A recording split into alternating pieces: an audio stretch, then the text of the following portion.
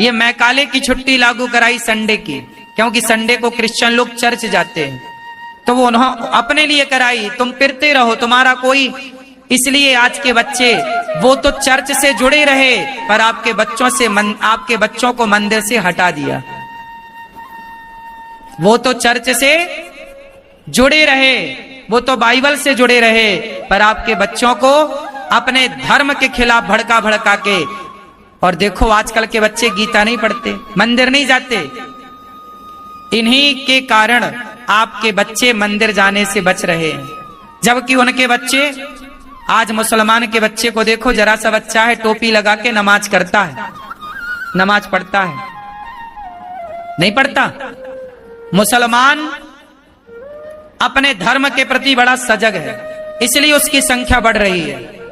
और तुम अपने धर्म के प्रति लापरवाह हो गए, इसलिए तुम खतरे में आ गए, तुम बट गए, तुम अंग्रेजों के भड़कावे में आ गए, तुम मुगलों के भड़कावे में आ गए, तुम जातवाद का जहर लेके आ गए, बट गए। अब तुम्हारा पतन होने की स्थिति में।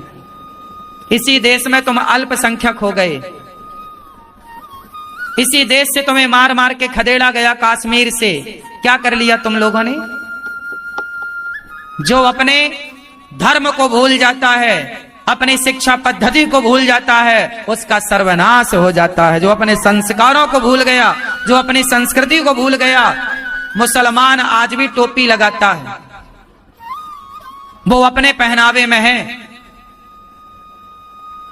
लेकिन आप के बच्चे कहां तिलक लगा रहे हैं? कहां आपके बच्चों की शिखा है, चोटी है? भूल गए तुम कह रहे हो कि हम भारतीय हैं, हिंदू हैं। क्या तुम्हारे प्रमाण है शरीर में कि तुम हिंदू हो?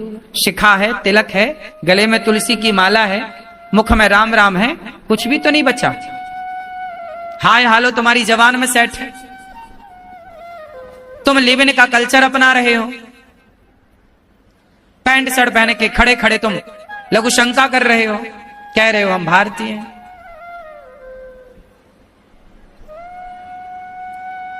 समझ में आ रही है बात कि नहीं आ रही? इसलिए अभी जाग जाओ, समझ जाओ, संभल जाओ। भागवत जी इसलिए सुनी जाती है कि हमारे हृदय में भगवान के चरणों के प्रीति प्रेम बढ़े, और इन कथाओं के माध्यम से ये दास आप सभी भारतीयों को जगाने की कोशिश करता है।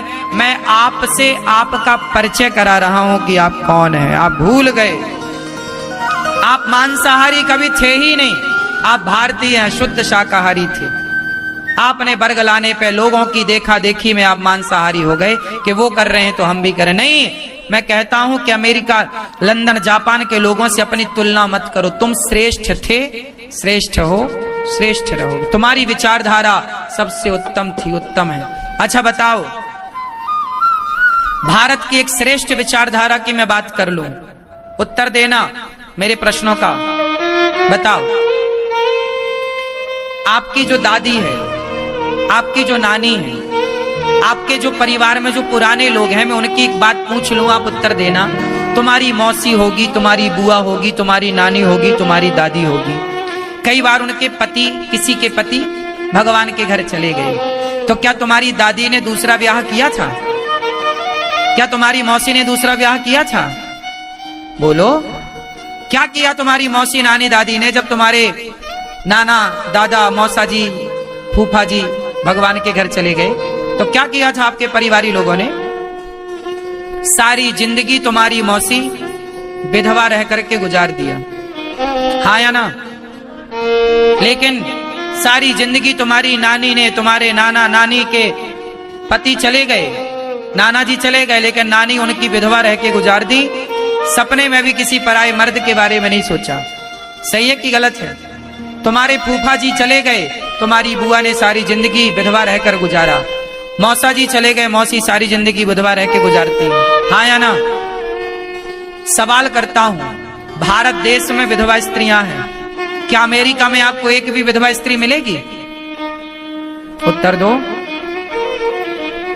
अमेरिका में कोई स्त्री विधवा होती है?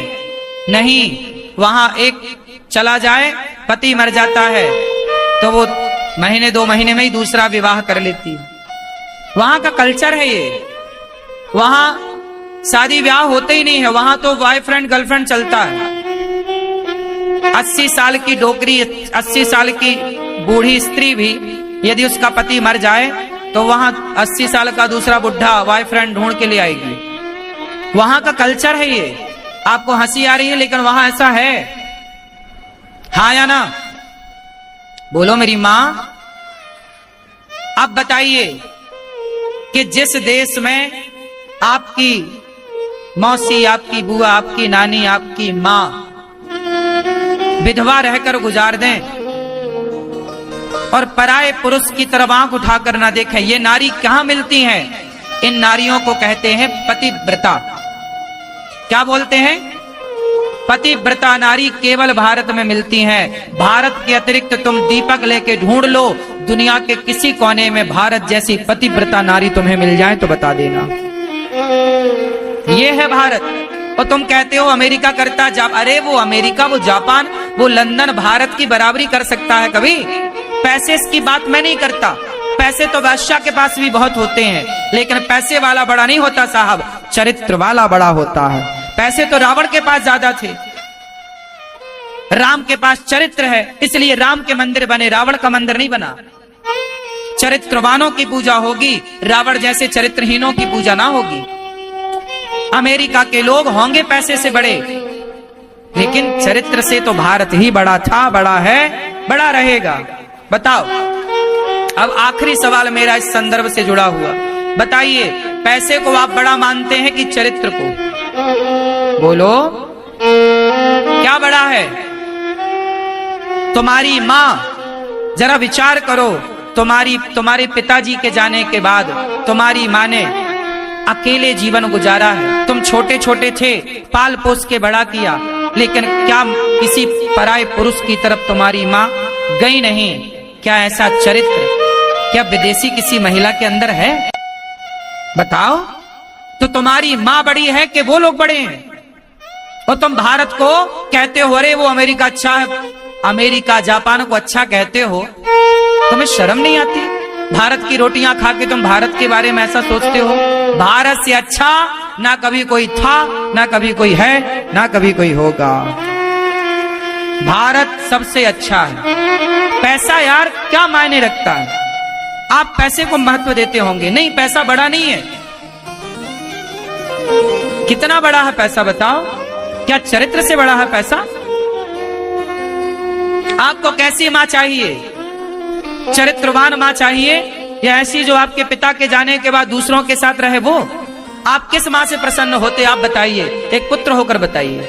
आज आप प्रसन्न है कि मेरी मां मेरे पिता के जाने पर भी मेरी मां किसी और की तरफ आंख उठा कर ना देखती है। ऐसी संतान खुश होती है कि वाह मेरी मां। ऐसी मां की खूब इज्जत करनी चाहिए, ऐसे मां के पांव धो धो के पीना चाहिए, ऐसे स्त्रियों के सम्मान करना चाहिए जिन्होंने भरी जवानी में विधवा हो गई। मेरी एक सगी मौसी है, मेरी सगी मौसी है, उनका विवाह हुआ था, मंडप के नीचे ही पति को देखा था। उस समय वो 8-10 साल की थी, बहुत पुरानी बात थी। उस जमाने में ब्याह ऐसी जल्दी हो जाता रहा होगा। मेरी मौसी ने, पहले क्या होता था, विवाह होता था ना, विदाई 3 साल बाद होती थी, जब लड़की थोड़ा मैच्योर हो जाती थी, समझदार। तो हमारी मौसी का ब्याह हुआ था, पर वो ससुराल नहीं गई थी, विदाई नहीं हुई थी, और हमारे मौसा जी चले गए भगवान के घर। आज भी वो जिंदा है हमारी मौसी, सारी जिंदगी गुजार दी,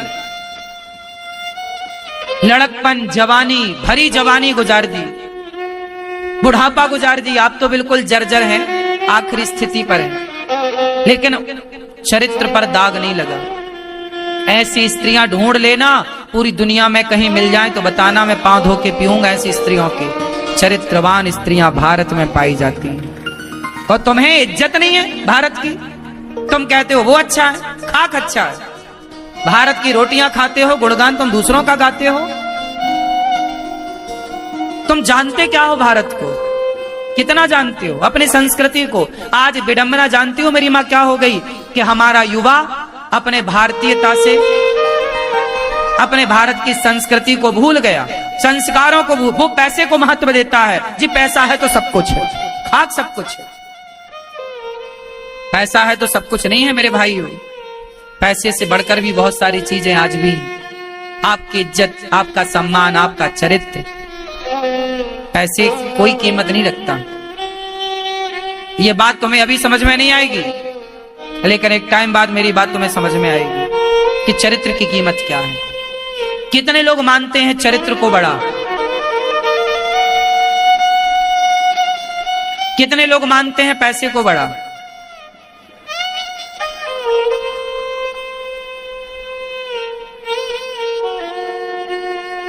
पैसा तो आपकी काबिलियत होगी तो दुनिया में कमा ही लोगे रे भाई।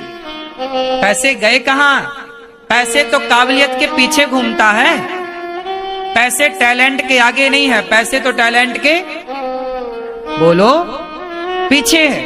आप में काबिलियत है, आप में टैलेंट है, आप में गुण है, तो पैसा तो पीछे पीछे दौड़ेगा।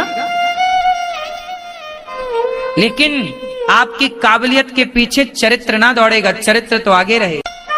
पैसा पीछे होता है जबकि आपका कैरेक्टर आपके आगे होता है। इसलिए कभी मत कहना कि भारत से भी अच्छा कोई है। भारत से अच्छा कभी कोई नहीं था, कभी कोई नहीं होगा। इसलिए कहो भारत माता की, भारत माता की।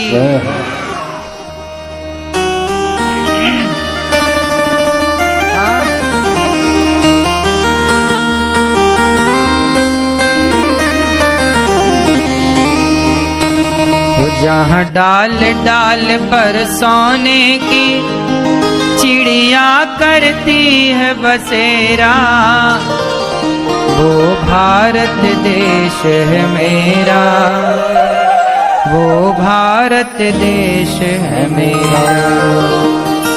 जहाँ डाल डाल पर सोने की चिड़िया करती है बसेरा, वो भारत देश है मेरा, वो भारत देश है मेरा।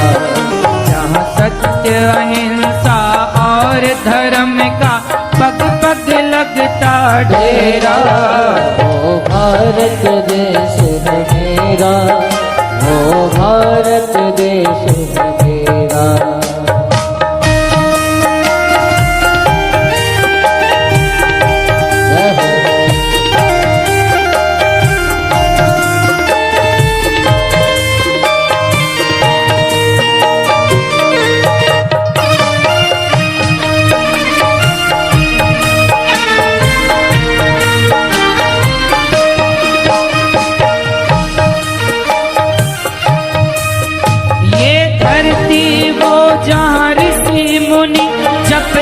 हरि नाम की माला, हरिओ हरिओ हरिओ हरिओ।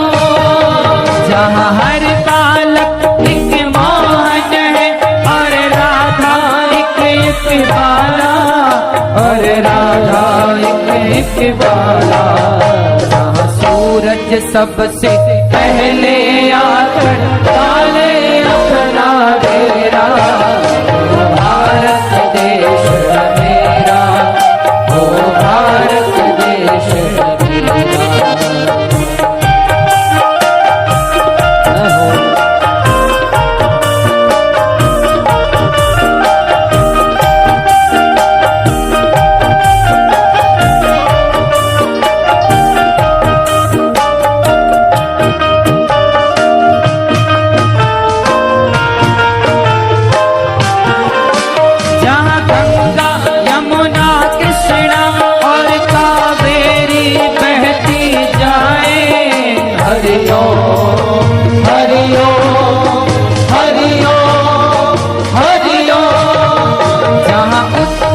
दक्षिण पूरब पश्चिम हो अमृत बिलवाए, हो अमृत बिलवाए।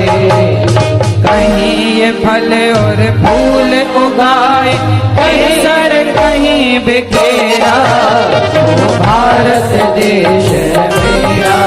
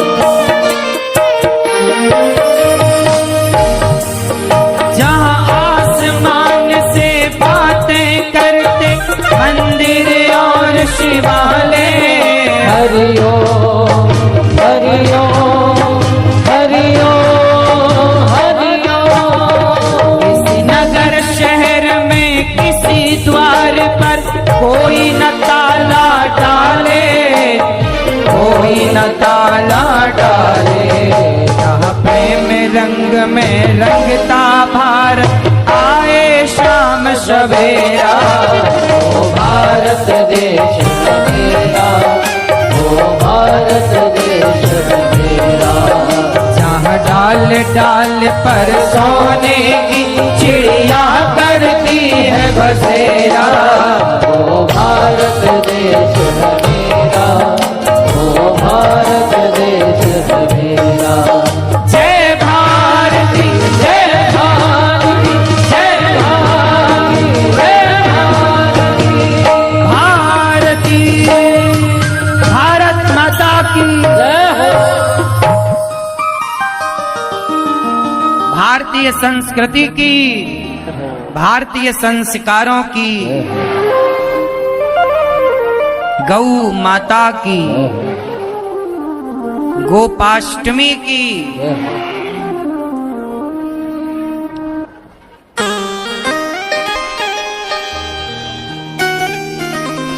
प्रिय भक्तों, अब भगवान भागवत जी में राजा परीक्षित जी ने जब कलयुग को रहने के कुछ स्थान दिए तो राजा परीक्षित जी को सिर पे राजा परीक्षित जी ने जो मुकुट पहनी वो किसी और की थी, जरासंध की। तो कलयुग सिर पे आकर बैठ गए। देखो, कलयुग को मौका मिल जाए, आप बेईमानी कर लो तो कलयुग आ जाएगा, गलत काम कर लो आ जाएगा। राजा परीक्षित जी जो मुकुट पहने वो जरासंध की थी, उसके माध्यम से कलयुग सिर पे आकर बैठा और कलयुग ने राजा परीक्षित जी की बुद्धि बिगाड़ी। पर राजा परीक्षित जी को एक संत का अपमान उनसे हो गया, जिसके कारण उन्हें 7 दिन में मरने का श्राप लगा। जिसे 7 दिन में मरना हो वो क्या करे, ये सवाल राजा परीक्षित जी ने सुखदेव जी से पूछा। सच्चिदानंद रूपाय विश्वोत्पत्त्यादि हेतवे तापत्रय विनाशाय श्रीकृष्णाय वयं नुमः। सुखदेव भगवान ने राजा परीक्षित जी को भागवत सुनाई, तब जाकर के राजा परीक्षित जी का भागवत सुनकर उद्धार हुआ। इसलिए भागवत सुना करो। मैया मैया, ओ मेरी माँ बैठ जाओ, मेरी माँ। खड़े होने की जगह है तो बैठ भी जाओ, बैठने की भी मिल ही जाएगी। टोपी वाले भैया जरा जल्दी से बैठो, जल्दी से बैठो।